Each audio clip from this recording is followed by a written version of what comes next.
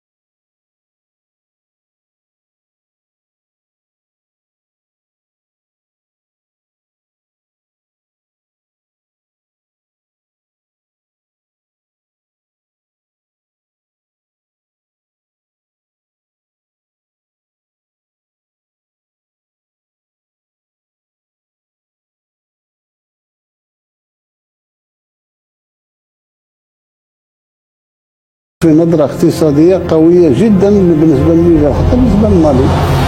احنا مبرمجين المناطق الحرة مع بعض ومبرمجين مالي. عمرنا ولا وقفنا التكوين تاع الأنشطة الماليين حتى الجيش المالي. احنا مكونين فايت 1700 ضابط وصف ضابط زائد الطلبة زائد وزير الخارجية الحاليين تاع المالي من خريجي المدرسة الوطنية للإدارة. وهذا مجهر من انتظار، ولكن بدون ما نمنش عليهم. احنا هذا واجبنا، لا نجيتي كما يقولوا، وانت راك حر في التصرف تاعك. الانسان العاقل يشوف التدخل الاجنبي وين يوصل. ما نسيفش عليك وما يعني ما نلومش عليك، لان انت ادرى امورك. قالوا ما كانت هادره.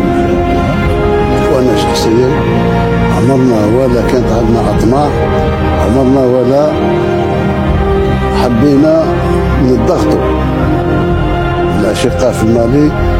احنا شفنا باللي Oui, c'est vrai que ce qui frappe tout de suite, c'est cette volonté très très affirmée de dicter un peu les règles du jeu, les règles de son propre engagement régional. Il suffit de regarder autour, les coups d'État qui succèdent, la présence de groupes armés djihadistes ou autres au Mali, en Niger, sans parler de la Libye où le chaos persiste. Dans ce tableau, l'Algérie choisit de réaffirmer deux grands principes. D'abord, la non-ingérence chez les voisins, mais attention, ça va avec une défense absolument inflexible de son propre territoire. Le message, il est donc pour les acteurs locaux, mais aussi pour les puissances étrangères qui seraient tentées de s'immiscer. C'est assez clair. D'accord. Donc ces lignes rouges, ce n'est pas juste une posture défensive, c'est un élément d'une stratégie plus large, c'est ça? Absolument. L'analyse parle de neutralité stratégique. Alors, concrètement, qu'est-ce que ça veut dire? ça signifie un refus net, catégorique, d'envoyer l'armée algérienne combattre à l'extérieur, dans les conflits voisins. L'Algérie ne veut pas s'impliquer militairement hors de ses frontières. Et il y a 2 raisons principales à ça, qui sont liées. D'abord, préserver à tout prix la stabilité intérieure. C'est vu comme le bien le plus précieux après des années difficiles. Et ensuite, pouvoir concentrer toutes les ressources, toute l'énergie sur le développement économique du pays. S'enliser dans des conflits coûteux, imprévisibles au Sahel ou ailleurs, ce serait perçu comme une menace directe à cette priorité économique et sociale. C'est vraiment ça l'idée. C'est intéressant parce que cette approche, elle tranche peut-être un peu, non? Et cette volonté de garder le contrôle, elle s'applique aussi aux relations avec les grandes puissances, j'imagine. L'analyse parle de la Russie, par exemple? Tout à fait. Le président Tebboune utilise le mot « ami » pour parler de la Russie. Bon, ça montre bien qu'il y a une relation historique, stratégique, importante, notamment sur le plan militaire, on le sait. Mais, et c'est là que c'est important, l'analyse souligne qu'il ajoute tout de suite que l'Algérie garde son indépendance diplomatique totale. Il n'y a pas d'alignement automatique, pas question. Alger veut garder la main sur ses décisions, qu'elles soient militaires, économiques ou diplomatiques. C'est une sorte d'équilibre assez délicat en fait. Maintenir des partenariats forts comme avec la Russie, oui, mais sans jamais devenir dépendant ou devoir suivre aveuglement. Cette posture, elle vise à maximiser la marge de manœuvre de l'Algérie sur la scène internationale. Donc, ce qui ressort de cette analyse, finalement, c'est l'image d'une Algérie qui veut peser dans la région, être un acteur qui compte, mais selon ses propres conditions, en mettant sa sécurité et son économie vraiment au premier plan. Elle pose des limites claires, quoi. C'est exactement ça, une réaffirmation très forte de la souveraineté, une priorité absolue donnée à la stabilité interne et au développement économique. Ces fameuses lignes rouges concernant les acteurs non étatiques aux frontières, c'est l'expression la plus visible de cette doctrine. Et la neutralité stratégique, ce refus d'intervenir militairement à l'extérieur, c'est la suite logique. C'est une posture qui se veut pragmatique, centrée sur les intérêts nationaux algériens, tels que définis par le pouvoir actuel. Voilà. Et ça nous amène, assez logiquement d'ailleurs, à une question pour la suite, pour l'avenir. Exactement.